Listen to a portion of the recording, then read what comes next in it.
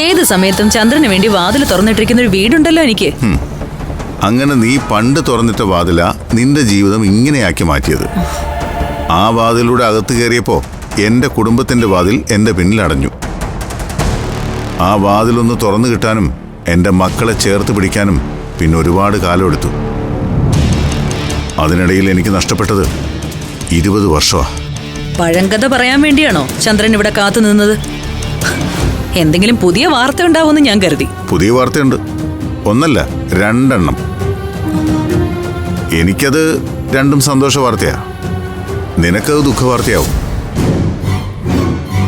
അത് പറയാനായിട്ട് ഞാൻ നിന്റെ വീട്ടിൽ പോയിരുന്നു. അപ്പൊ വീട് അടച്ചിട്ടിരിക്കുന്നു. സർക്കാരിൽ നിന്ന് കിട്ടാനുള്ള പണം കിട്ടാതിരിക്കാൻ നീ ഉണ്ടാക്കിയ തടസ്സങ്ങളൊക്കെ മറികടന്ന് കാശ് എന്റെ അക്കൗണ്ടിലേക്ക് വന്നു. അത് ആദ്യത്തെ വാർത്ത. അക്കാര്യത്തിൽ നിനക്ക് ഇനി ഒന്നും ചെയ്യാനില്ല. അതെ, ആ കാശ് എൻ്റെ ഈ ചേച്ചിക്കൂടെ അവകാശപ്പെട്ടതാ. നിങ്ങളൊരു കാര്യം മനസ്സിലാക്കണം. ജോലിയും കൂലിയും ഇല്ലാതിരുന്ന കാലത്തെ നിങ്ങളെ സംരക്ഷിക്കാനേ എൻ്റെ ഈ ചേച്ചി ഉണ്ടായിരുന്നു. 10 പൈസ കയ്യിലെടുക്കാനില്ലാതെ പരമദരിദ്രനായി കഴിഞ്ഞുപോയ കാലം മറന്നുപോയിട്ടില്ലല്ലോ. എടാ, ഞാൻ എങ്ങനെ പരമദരിദ്രനായ നിനക്ക് ഓർമ്മയുണ്ടോ മഹേന്ദ്ര?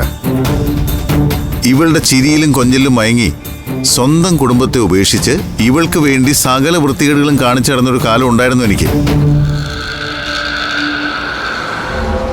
അക്കാലത്ത് എന്നെ ഉപയോഗിച്ച് നിന്റെ ചേച്ചി ഉണ്ടാക്കിയ സമ്പത്തിന്റെ കണക്ക് കേട്ടാലേ എടാ ചക്ക നിന്റെ തല കറങ്ങും. ഞാൻ ദരിദ്രനായി പോയി എന്നുള്ളത് സത്യമാണ്. പക്ഷെ എങ്ങനെ?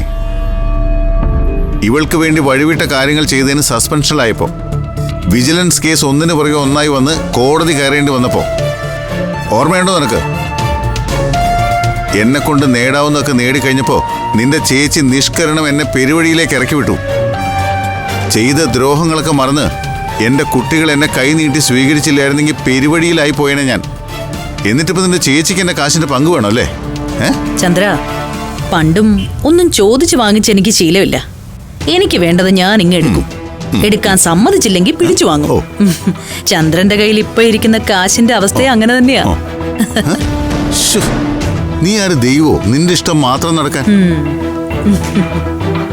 ഇനി 2ാമത്തെ വാർത്ത. ദേ, എന്റെ മക്കളുടെ കല്യാണമാ.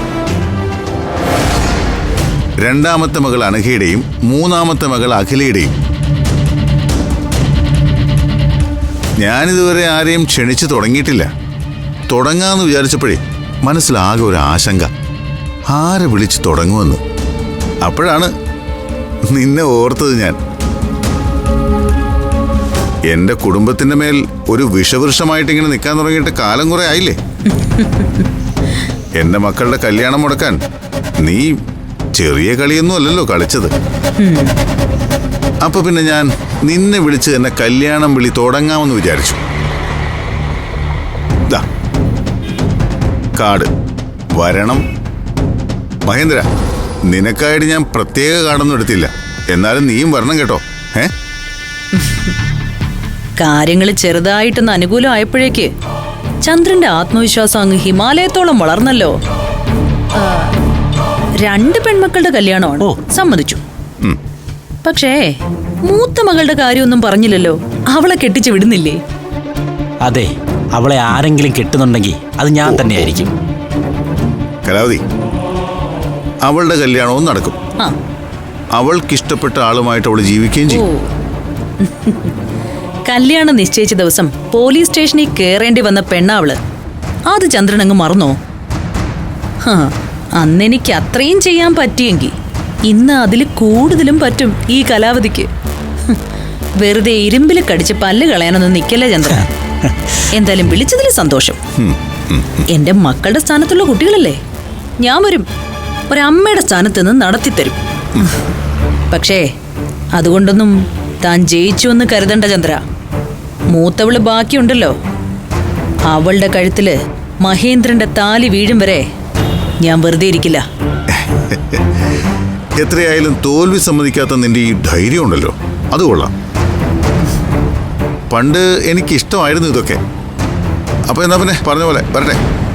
അതെ, ചന്ദ്രൻ നേരത്തെ ചോദിച്ചൊരു ചോദ്യമുണ്ടല്ലോ, ഞാൻ ദൈവമാണോന്ന്. അല്ല, അല്ലേ അല്ല. പക്ഷേ ദൈവത്തിന് പറ്റാത്ത ചില കാര്യങ്ങള് ചെകുത്താന് പറ്റും. അല്ല, ഞാനൊരു മുന്നറിയിപ്പായിട്ട് പറഞ്ഞതാ. ആ, കുട്ടികളോട് എന്റെ വിവാഹാശംസകൾ പറയാൻ മറക്കണ്ട.